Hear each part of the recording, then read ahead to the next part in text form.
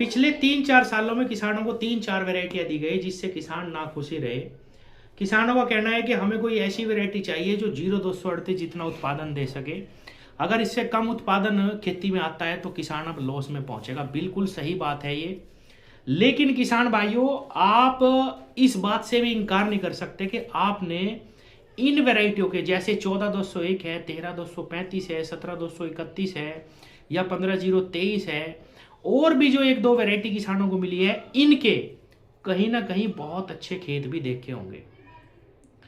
मैंने खुद किसान भाइयों 14201 का भी बहुत अच्छा खेत देखा, 13235 का भी मैंने बहुत ही प्यारा खेत देखा, जिसको देखने के बाद बिल्कुल मन संतुष्ट हो जाता है कि भाई हाँ, ऐसा गन्ना किसान का होना चाहिए। यहां तक कि मैंने 15023 का भी देखा है किसान भाइयों। तो कहीं ना कहीं बात ये निकल के आती है कि कहीं हमारे करने में भी तो कुछ कमी नहीं आ रही। क्योंकि 0238 को तो हम पिछले 8-10 सालों से लगातार बोते आ रहे हैं, इसने बिल्कुल मिट्टी पकड़ रखी है। और ये भी बात बिल्कुल सच है कि कोई भी वैरायटी हो वो थोड़ा सा समय लेती है मिट्टी में अपनी पकड़ बनाने में, और सभी वैरायटी सभी क्षेत्रों में भी जो है बहुत सफलतापूर्वक नहीं हो पाती। कहीं रेतीली मिट्टी है, कहीं पे बहुत ज़्यादा चिकनी मिट्टी है, कठोर है, कहीं बहुत अच्छी मिट्टी भी है। तो 0238 ने तो पूरे उत्तर प्रदेश को कैप्चर कर लिया। इसकी पेटी भी सही से फूटती है, बहुत ही अच्छे तरीके से इसने क्लाइमेट को पकड़ लिया। लेकिन जो नई वेरायटी आ रही है, एक तो उनको थोड़ा समय भी लगेगा, और दूसरा जो मैं कह रहा हूं कि कहीं ना कहीं कमी जरूर है, जिस वजह से कुछ खेत तो इन वेराइटियों के बहुत अच्छे हो जाते हैं और कुछ बिल्कुल बेकार और कुछ मीडियम भी रह जाते हैं। किसान भाइयों, मैंने जहां तक महसूस करा है ये, मुझे ऐसा लगता है कि हमारी जो मिट्टी है कहीं ना कहीं वो बहुत कमजोर होती जा रही है। ये बात बहुत छोटी सी है किसान भाइयों, और इसको सुनने के बाद लगता भी यार चलो छोड़ो, ये भी कोई बात हुई क्या, हम तो खाद अच्छे देंगे, हम तो डीएपी एक बैग और ज़्यादा डाल देंगे, हम यूरिया और ज़्यादा इस्तेमाल कर लेंगे, स्प्रे में एनपीके देते रहेंगे, हम तो अच्छी फसल ले लेंगे। किसान भाइयों, मैं आपको यकीन दिलाता हूँ, मेरे पास बहुत लोग, बहुत किसान फ़ोन करते हैं, ऐसे ऐसे भी किसान हैं जिनके खेत बहुत ही अच्छी जगह पे है, जिनकी मिट्टी बहुत अच्छी है और जो उत्पादन भी बहुत ही ज़बरदस्त ले रहे थे। लेकिन उनका कहना यह है, मनोज भाई, हम पहले 2 बैग डीएपी प्रति एकड़ इस्तेमाल करते थे, स्प्रे कर दी और यूरिया का इस्तेमाल कर लिया, एक बार पोटाश डाल दिया, उसी में ही हमारे खेत बहुत अच्छा उत्पादन हमें दे रहे थे। लेकिन अब हम ये महसूस कर रहे हैं कि जितना ज़्यादा डीएपी हम डालते हैं, हमारी मिट्टी ने हमारी फसल को फिर जलाने का काम करना शुरू कर दिया। मतलब डीएपी हम डालते हैं अच्छे उत्पादन के लिए कि भाई हमारी फसल जोर लगाए, ऊपर को चले, ब्यात अच्छा हो, मोटाई आए, लेकिन ज़्यादा डीएपी देते हैं तो और ज़्यादा फसल खराब होनी शुरू हो चुकी है। इसका कारण यही है किसान भाइयों कि हम जो मिट्टी में खाद डालते हैं रासायनिक, वो सारी की सारी हमारी फसलें अवशोषित नहीं कर पाती। जैसे फास्फोरस है, वो अगर जड़ के पास है, जड़ उसके पास पहुंच गई तो उसको अवशोषित कर लेगी, वरना जो फास्फोरस हम ज़्यादा ज़्यादा ज़्यादा देते जाएंगे वो हमारी मिट्टी को ही खराब करेगा। तो किसान भाइयों, खाद खाने की भी मिट्टी की एक क्षमता है कि भाई कितना डीएपी हम इसको दें। अगर आप ये समझ रहे कि मैं 1 बीघा प्रति डीएपी पे आ जाऊं, मुझे कोई फर्क नहीं पड़ता, मुझे तो बस पैदावार लेनी, आप लेते रहेंगे, लेकिन एक समय जरूर ऐसा आएगा जो मैं आपको कह रहा हूं कि मिट्टी बिल्कुल ही खत्म हो जाएगी और आपको रिस्पॉन्स दिखाना बिल्कुल बंद कर देगी। जैसा कि मैंने बताया, जितना खाद दोगे उतना ही नीचे धंसती चली जाएगी फसल। तो इसका अल्टरनेट क्या है, किस प्रकार से हम इसको सुधार कर सकते हैं। और जो मैंने बताया, वैरायटियों में सब में दम है किसान भाइयों, ऐसी बात नहीं है। मैंने बहुत सारे किसानों के पास अलग अलग वैरायटियां, जिनके मैंने नाम लिए, बहुत अच्छे अच्छे खेत भी देखे। लेकिन एक बात ये भी आती है, इसका जो सार निकल के आ रहा कि भाई मान लो 10 में से 2 किसान अच्छी कर रहे हैं और 8 खराब कर रहे हैं, तो वो खराब ही कही जाएगी, बिल्कुल कही जाएगी। लेकिन जो मैं बात आपको बोल रहा हूँ, कहीं ना कहीं ये भी जिम्मेदारी है हमारी कि हम अपनी मिट्टी को सुधारें। किसान भाइयों, अगर आप मिट्टी पे थोड़ा थोड़ा काम हर साल करते रहेंगे तो आपकी मिट्टी लगातार आपको अच्छा उत्पादन देती रहेगी। और ये जो समस्या आ रही किसानों के सामने, कुछ किसान कहते हैं कि भाई हमारा जर्मिनेशन अच्छा नहीं आ रहा, हमारी मिट्टी चौथे ही दिन पानी मांगने लग जाती है हमारी ज़मीन, और बहुत ज़्यादा रोग लगते हैं, ब्यात जो कल्ले हैं वो सही से विकसित नहीं होते। अब हर किसान साल्ट पे निर्धारित है, यानी ईथेफोन, ईथरल वगैरह का छिड़काव करके ब्यात ले रहे हैं, चाहे कुछ भी करना पड़ो, लेकिन दवा पे ही जाना है। किसान भाइयों, अगर ये ही चलता रहा, आप यकीन मानिए बिल्कुल खराब स्थिति हो जाएगी। क्योंकि अब इतने केमिकल बढ़ते जा रहे हैं, सब लोगों को जानकारी होगी, बस डबल डबल करते जा रहे हैं। अब एक बार डालते डीएपी, अब 2 बार डालने लगे, अब एक बार इथेनॉल डाल लेते, अब 2 बार डालने लगे। जबकि कोई भी फसल हो, अगर उसका न्यूट्रिशन उसको सही टाइम पे मिलेगा, सही प्रकार से उसका जर्मिनेशन, खरपतवार नियंत्रण होगा, तो नेचुरली ही फसल अपने आप ब्यात कल्लों पे आ जाती है, चाहे वो कोई भी फसल हो, धान हो, गन्ना हो। तो इसके लिए जो मैं कह रहा था बात की, हमें क्या करना चाहिए, किस प्रकार से बहुत आसानी से हम इस विपदा से निपट सकते हैं, क्योंकि जो किसान हैं उनको लगातार खेती करनी ही है। और आगे आने वाले समय में अगर आप चाहते हैं कि इसी प्रकार से चलता रहे, तो उसके लिए किसान भाई 2-3 चीज़ें हैं। एक तो मैंने कई वीडियो में कहा कि कूड़ी यानी गोबर की खाद सड़ी हुई अगर आप व्यवस्था कर सकते हैं, जब भी आप अपने खेत में कोई भी फसल बोएं, 2 बुग्गी का बीघा अगर आप कूड़ी निकालते रहेंगे किसान भाइयों, कभी भी आपको कोई समस्या जिंदगी में नहीं आएगी, कभी भी नहीं। देखो कितनी आसान बात है, लेकिन समस्या ये आती है कि भाई कहाँ से लाएं इतना गोबर, किस प्रकार से व्यवस्था करें। किसान भाइयों, जहाँ चाह है वहीं रहा है। बहुत बड़ी बड़ी डेयरियां हैं, बहुत आसानी से आप अगर उनसे संपर्क कर सकते हैं, उनसे खरीद लो, एक स्थान अपने खेत में बना लो, वहाँ पे आप ये गोबर उतारते रहो। 3-4 महीने बाद जब वो कूड़ी अच्छे से बन जाता है, उसको आप अपने खेत में बुआई पे इस्तेमाल कर लो। अगर आप ये समझते हो कि भाई मैं समय पे ही कूड़ी खरीद लूँ कहीं से, ऐसा नहीं होगा। आपको कच्चा गोबर डालने की कहीं व्यवस्था करनी पड़ेगी। एक रास्ता है, सिर्फ एक चीज पकड़ लो, ये गोबर की खाद। अब दूसरी चीज, अगर इसे पकड़ना चाहो इसे पकड़ लो। जब भी आप अपने खेतों की बुआई करें, गन्ने की, धान की या कहीं की भी, तो वर्मी कंपोस्ट खाद 2.5 क्विंटल प्रति बीघा, यानी 1 बीघे में 2.5 क्विंटल वर्मी कंपोस्ट लास्ट जुताई पे डाल दो। या किसान भाइयों, जैसे हम गन्ने की फसल बोते हैं, 8 दिन बाद उस पर पाटा लगाते हैं, सूखे में बुआई करके, उस टाइम पे आप लगा के पाटा लगा दो।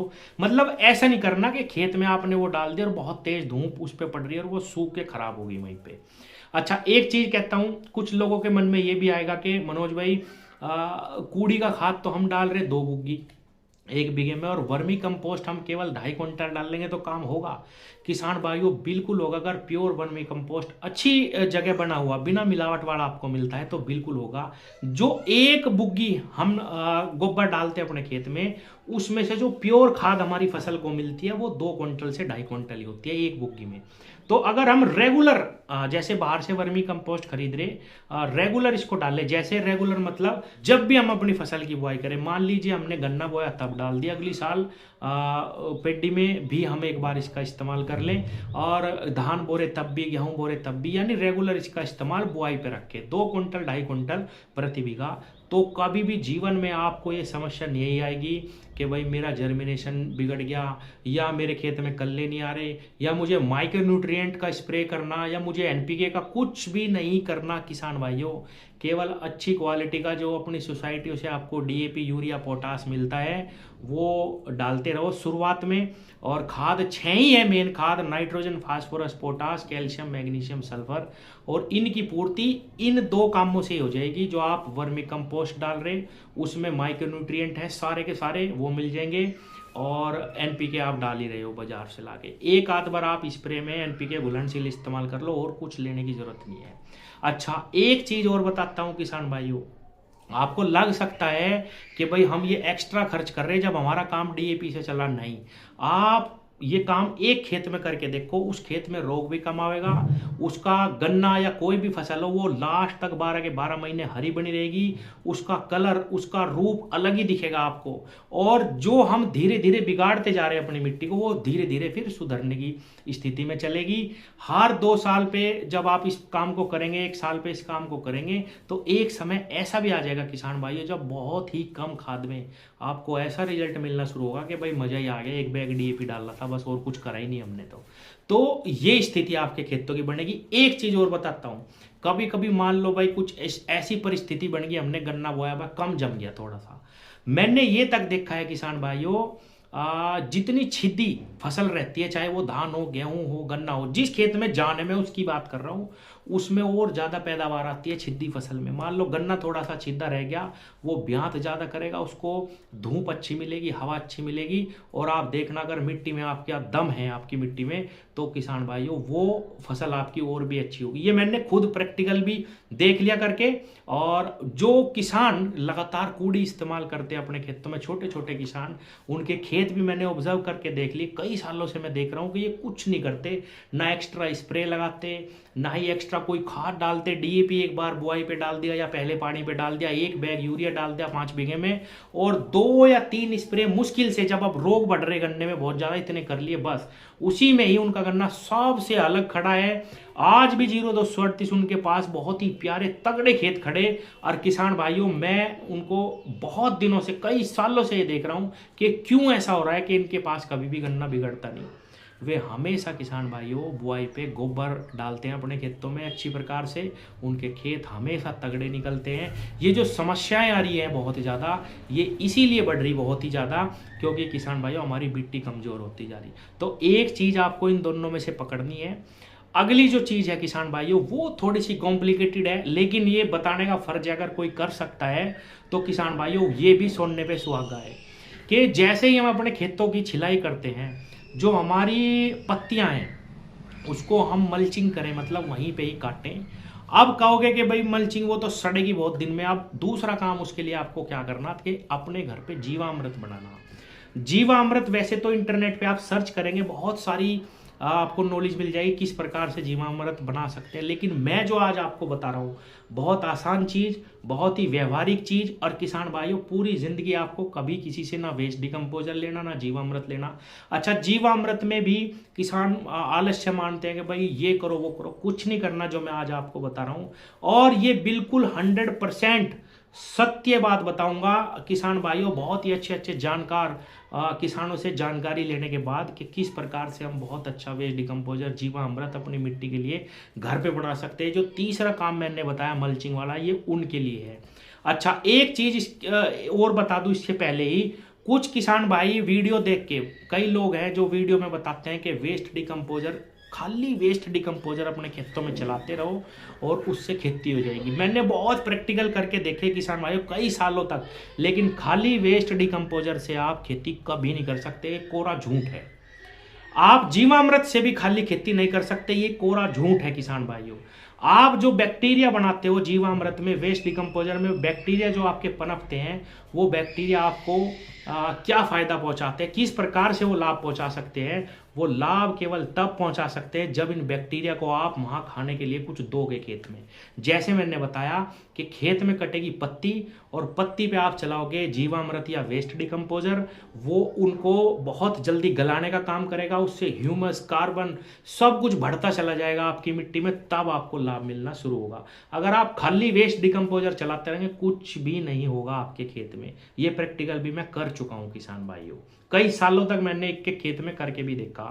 और अब आते हैं कि भाई बनाना कैसे है। कहीं से आपको लाने की जरूरत नहीं है किसान भाइयों। आपको कहीं पे भी जंगल अगर दिखाई दे, कहीं आप घूमने जा रहे हो कहीं पे भी, या कोई आपका दोस्त जा रहा घूमने के लिए, उसको आप बोलना कि 5 किलो मिट्टी जंगल से लेके आनी, सूखी नहीं, जरा सी नमी होनी चाहिए उसमें किसान भाइयों। और वहाँ पे कभी खाद ना डलाओ जंगल में, जहाँ पे वनस्पतियाँ, पेड़ पौधे अपने आप उगते हों। और किसान भाइयों, वो मिट्टी जब 5 किलो आप लेके आएंगे, एक 200 लीटर के ड्राम में डाल लो, उसमें 2 किलो गुड़ डाल लो, और उसको किसान भाइयों 2 महीने तक आपको रखनी है कम से कम। सुबह शाम डंडे से उसको हिलाते रहो। अब क्या करना, काम तो उस मिट्टी से ही हो जाएगा। उसके अंदर सभी प्रकार के बैक्टीरिया हैं जो पौधे के लिए खास होते हैं, और कुछ नहीं डालना किसान भाइयों। केवल 15 दिन में उसमें आप 2 किलो गुड़, चीनी, मीठा कुछ भी डालते रहो, जिससे जो बैक्टीरिया उसमें बनेगा उसको भोजन मिलता रहे।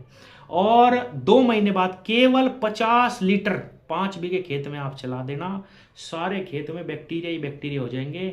इसकी पहचान क्या है कि ये कैसे आप मान लोगे कि भाई ये तैयार हो गया, जब आप शुरू में मिट्टी डाल लोगे, गुड़ डाल लोगे, आपको लगेगा कुछ है तो इसमें है ही नहीं।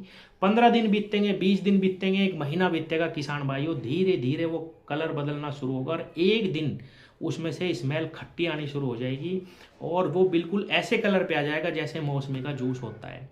धीरे धीरे 2-2.5 महीने इसमें लगेंगे, और ये जो कल्चर आप तैयार करेंगे, इसके अंदर सब कुछ है। ना आपको गाय का गोबर डालना, ना आपको गौमूत्र डालना, ना ही आपको कोई भी बेसन, ना कुछ भी नहीं डालना, सिर्फ गुड़ और ये मिट्टी के बैक्टीरिया आपको मल्टीप्लाई करने। बस ध्यान यही है कि मिट्टी ऐसी जगह से होनी चाहिए जहाँ पे कभी खाद ना डला हो, जहाँ पे नमी रहती हो, जहाँ पे बहुत ज़्यादा पेड़ पौधे हों। हाँ, आप अपनी मतलब एक सेफ साइड लेने के लिए ये कर सकते हैं कि मान लीजिए एक बार आप एक जगह से मिट्टी ले आए, दूसरी जगह फिर गए कहीं ऐसी जगह, वहाँ से भी 5 किलो ले आए। इस प्रकार से आप 2-2, 4-4, 5-5 किलो मिट्टी कहीं से भी ला सकते हैं।